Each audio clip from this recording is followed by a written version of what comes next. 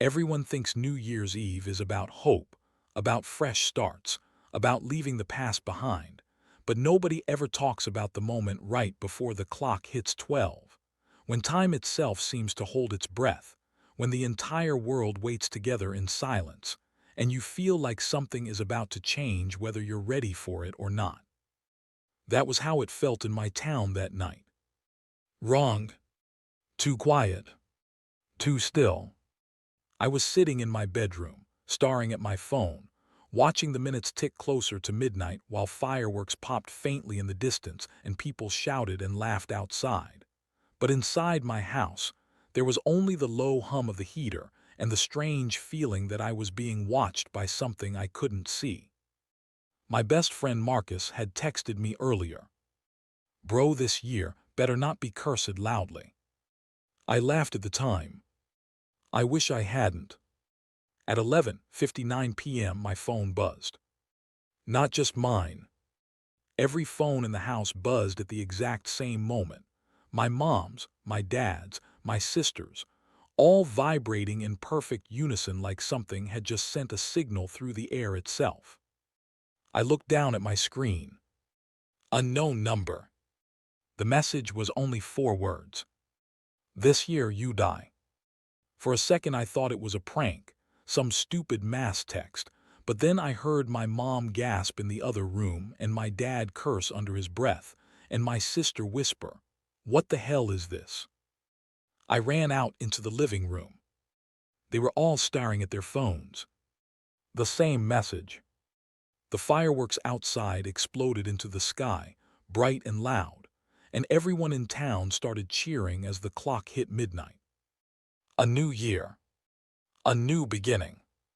But in my house, nobody was celebrating. Because every single one of us had just been told we were going to die. And deep down, in a place I didn't want to admit existed, I already knew this wasn't a joke. At first, everyone tried to laugh it off, because that's what people do when they're scared and don't want to admit it. And my dad said it was probably some stupid New Year's prank or a hacker messing with phone towers. But his voice was shaking when he said it. And my mom kept refreshing her messages like she was hoping the words would disappear if she looked hard enough. They didn't. By morning, the whole town was talking about it. Every single person. No matter where they lived, no matter what phone they used, everyone had got the exact same message at exactly midnight. "This year you die." The police said it was a hoax. The news said it was a glitch. But nobody could explain how it hit every device at the same time. And then someone died. It happened before lunch. Mrs. Calder from 3 houses down slipped on her front steps while getting the newspaper and broke her neck on the concrete. And normally that would have been just a sad accident. But the moment it happened, every phone in town buzzed again. I was in school when it happened. The message was different this time. CALDER1. That was it. Just a name and a number. 1. Like a scoreboard. The room went silent. Someone started crying. Because everyone knew what it meant. The message wasn't just predicting death anymore. It was counting them. And somehow, it knew exactly when it happened. I felt my phone vibrate in my hand, and a cold wave ran through my body, because if the messages were tracking us now, then whatever was sending them wasn't just watching.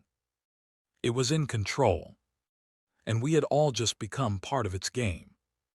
After Mrs. Calder died, nobody in town could pretend anymore. The news vans showed up. The police set up roadblocks. Everyone stayed glued to their phones, waiting for the next vibration, the next name, the next number. It didn't take long. That night, a man named George Linton had a heart attack in the grocery store parking lot. And before the paramedics could even close the ambulance doors, every phone buzzed again. LINTON2. People started screaming. Some threw their phones away like they were cursed. Others smashed them on the ground. But it didn't matter. The messages kept coming, because whatever was doing this didn't need the phones. They were just the way it chose to speak to us. Marcus called me, his voice shaking. "Dude, what if it's not random?" "What do you mean?" I asked. "What if the order means something?" That was when my phone buzzed again. Not with a death. With a list. CALDER. LINTON. HOLLOWAY. Read. You. I stared at the last word, my chest tightening. Me.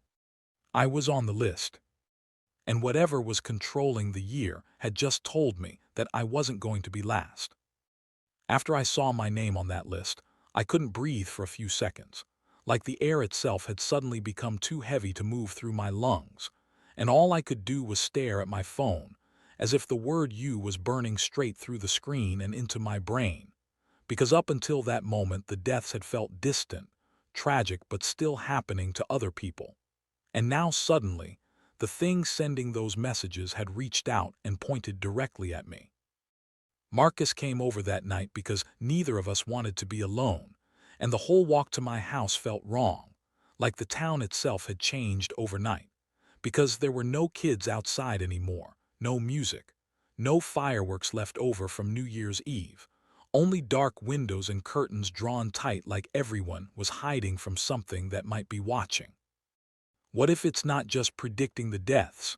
Marcus said quietly while we sat in my room, our phones lying face up on the bed between us like unexploded bombs. "What if it's causing them?" I didn't want to say it, but I had been thinking the same thing, because the timing was too perfect, too precise, like the messages were being sent by something that existed outside of time, something that could see when a life was about to end before it happened, or worse, something that was deciding when it would happen. Around midnight, another alert came through. HOLLOWAY3. A woman across town had been killed in a hit and run. The list was being followed. One by one. I checked my phone again. CALDER. LINTON. HOLLOWAY. Read. You. Only 2 names left. And Reed was my neighbor. I could see his house from my bedroom window. By morning, the town didn't feel like a town anymore. It felt like a cage, because everyone knew there were only 2 names left on the list and nobody knew who Reed was or why his name was there. And when people are scared enough, they stop caring about what's right and start caring about who's next. Reed lived 3 houses down from me, a quiet guy in his 30s who mostly kept to himself.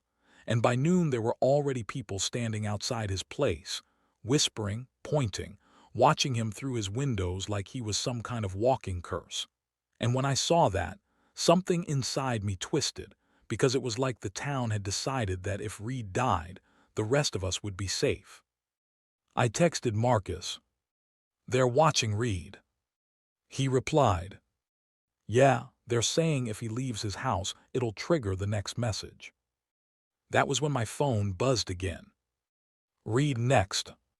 No number. Just a warning. Panic exploded through the neighborhood. Someone threw a rock through Reed's window. Someone else yelled that he should turn himself in to the police. As if that would stop death from finding him. I wanted to go over there, to tell him he wasn't alone, but every instinct screamed at me to stay where I was, because I knew that whatever was sending those messages wanted people to turn on each other. And it was working. Because fear doesn't just kill. It infects. Reed didn't die that night. Not right away. And that made everything worse, because the town was stuck in a state of horrible waiting, like the whole world was holding its breath for the next vibration, the next name, the next confirmation that someone had been erased, and people started doing insane things to try to protect themselves, locking their doors, unplugging their phones, refusing to go outside, whispering about sacrifices and curses like we had suddenly fallen backward into the dark ages. Marcus and I sat in my room again, watching Reed's house through the window. His lights were still on. He was still alive. For now. What if the year itself is what's doing this? Marcus said quietly. Like time, like it's choosing who doesn't get to be part of it.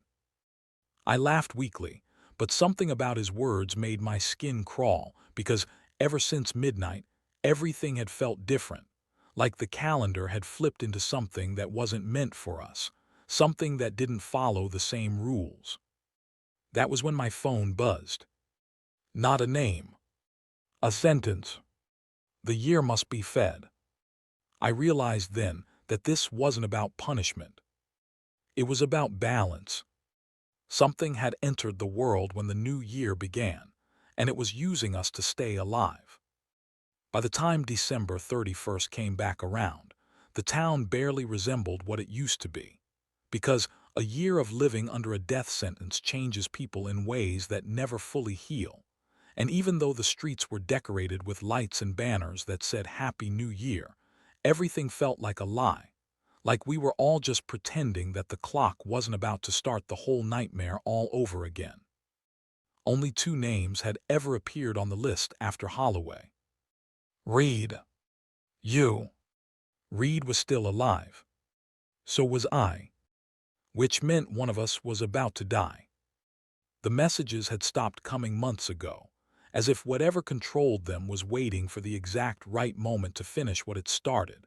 And I had spent every day since then wondering if this was really my last year on Earth, or if somehow I was going to find a way to cheat whatever ancient, impossible thing was hunting me through time itself. Marcus was with me again, just like he had been the first night. We should leave town, he said, even though we both knew it wouldn't work, because you can't outrun something that exists in every second that passes.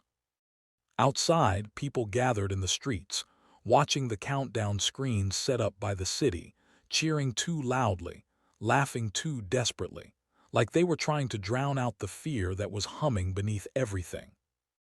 My phone vibrated. A final message. The balance must be kept. I looked at the clock.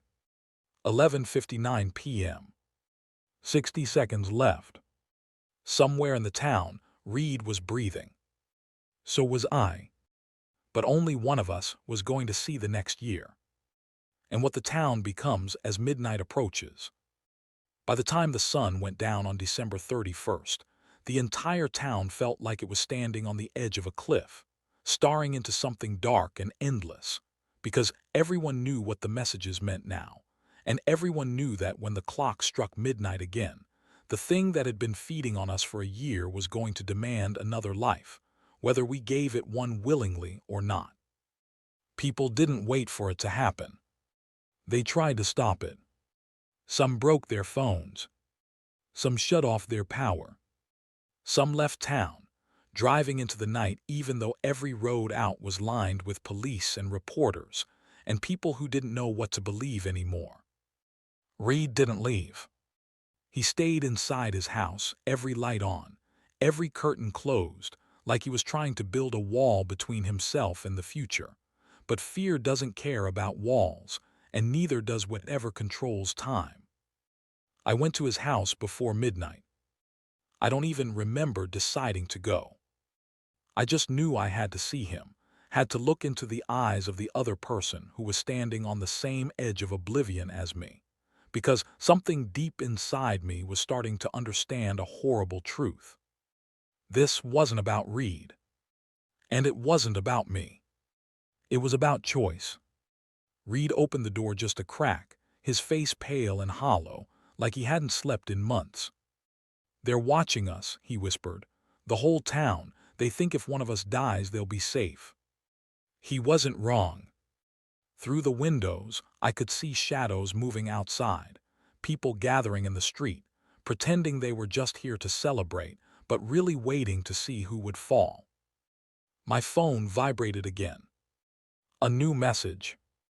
Only one may cross into the new year.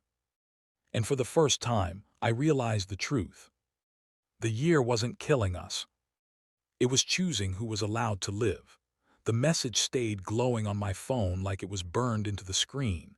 Only one may cross into the new year, and the longer I stared at it, the more I felt like I was looking at a law of the universe instead of a threat, something ancient and unchangeable, like gravity or death. And that was when I finally understood why this was happening to our town. We weren't being punished. We were being measured. Reed sank down onto his couch, running his hands through his hair like he was trying to tear the thoughts out of his own head. So what? One of us just has to die. I don't think it even sees it that way, I said quietly.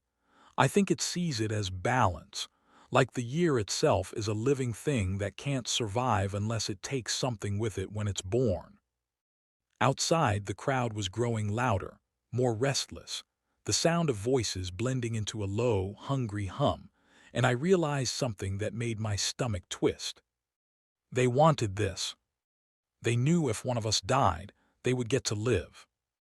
And fear had turned them into something just as monstrous as whatever was controlling the messages. Another vibration. Another message. The door will open at midnight. Reed looked up at me, eyes wide. What door? I didn't have to answer, because suddenly the air in the room felt thinner, colder, like something invisible had stepped closer. And for the first time since this nightmare began, I felt like I wasn't just being watched. I was being prepared. The temperature inside Reed's house started dropping even though the heater was still running. And frost slowly began creeping across the windows like thin white veins, spreading outward from the corners, as if the cold itself was being pulled into the room by something we couldn't see, something that was pushing through from somewhere that didn't exist yet.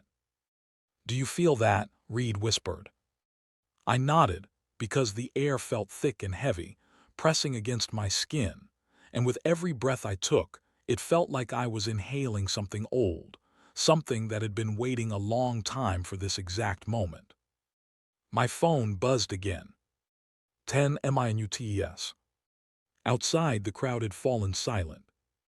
Not the calm silence of people watching fireworks. The tense silence of people waiting for a verdict. Then, right in the middle of Reed's living room, the space itself began to bend. At first it was just a shimmer in the air, like heat rising off a road in summer, but this was cold, painfully cold. And as the distortion grew, a shape began to form inside it, tall and narrow, stretching from floor to ceiling. A door, not made of wood or metal, but of swirling darkness and pale light, like the inside of a storm trapped in a frame. This is insane, Reed muttered, backing away. This can't be real. But it was. I could feel it pulling at me, at him, at everything in the room, like gravity had suddenly changed directions, and deep down I knew that this door wasn't opening into another place. It was opening into another year. A place where time reset, where the calendar turned, where the world moved on. And only one of us was allowed to step through. 5 minutes. The door slowly creaked open, even though it didn't have hinges. Inside was nothing but white light and the faint sound of voices, cheering, laughing, celebrating a new year we hadn't reached yet. Reed looked at me, his face streaked with tears. I don't want to die, he said. Neither did I. But something had already decided that one of us had to. The closer the door opened, the more the world around it started to fade, like reality itself was losing interest in everything that wasn't connected to what was about to happen, and I could feel the pull of it inside my chest. A slow, steady pressure like an invisible hand was wrapped around my heart, gently guiding it toward that impossible doorway between years. Listen, Reed said, his voice shaking. We can fight this, we can close it, destroy it, do something. You know we can't, I replied quietly.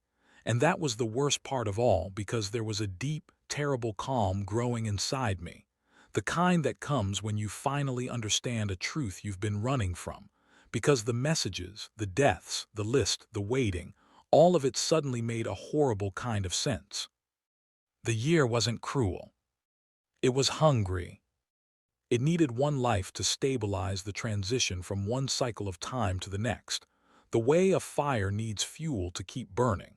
And our town had just been unlucky enough to be where the balance had finally snapped. My phone vibrated again. The sacrifice must be willing. Reed stared at me. Willing. That was the real twist. It couldn't just kill us. One of us had to choose to go. Outside, the crowd began chanting, voices merging into something primal, something ancient, like they could feel the door opening even if they couldn't see it. Someone has to walk through, Reed whispered. And whoever does never comes back. I looked at the door, at the light, at the future, and I knew the hardest part wasn't dying. It was deciding who deserved to live. The door pulsed like a living thing, light and darkness folding into each other in slow, hypnotic waves, and every second that passed made it feel more and more real, more inevitable, like it had always existed, and we were only just now being allowed to notice it. And I could hear the sound of fireworks through the doorway, the distant roar of 1,000 people celebrating a year that might never come for me. Reed collapsed onto his knees. I don't want to disappear, he whispered. I don't want to become another number. Neither did I. But I thought about Mrs. Calder, about Linton, about Holloway, about the way the messages had stacked their deaths into a list like they were just entries in some cosmic ledger. And I realized something that made my chest ache. If no one went through that door, then the year wouldn't come at all. Time would break. The world would stay stuck in this dying moment forever. Another message. The world waits. I stepped closer to the door, feeling the air grow warmer, brighter, more alive with every inch. And Reed cried out my name, begging me not to, because he knew what I was about to do. But I also knew something else. The thing feeding on us had never expected love. It had only ever expected fear. And fear makes people choose themselves. Love doesn't. I stood at the edge of the door, the light from the new year spilling across my skin like something alive, and for just a moment I felt weightless, like I was already halfway gone, as if time itself was gently loosening its grip on me. And behind me I could hear Reed crying, begging me to stay, begging me not to leave him alone in a world that was about to forget I ever existed. I'm sorry, I whispered, even though I wasn't sure who I was apologizing to, Reed, my family, or myself. Then I stepped forward.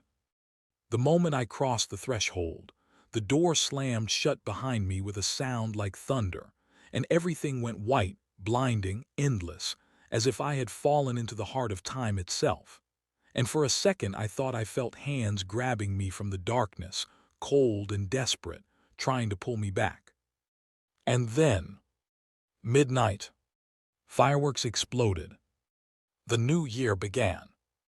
Reed was found alone in his living room, screaming, surrounded by melted frost and an empty space where a door had once been.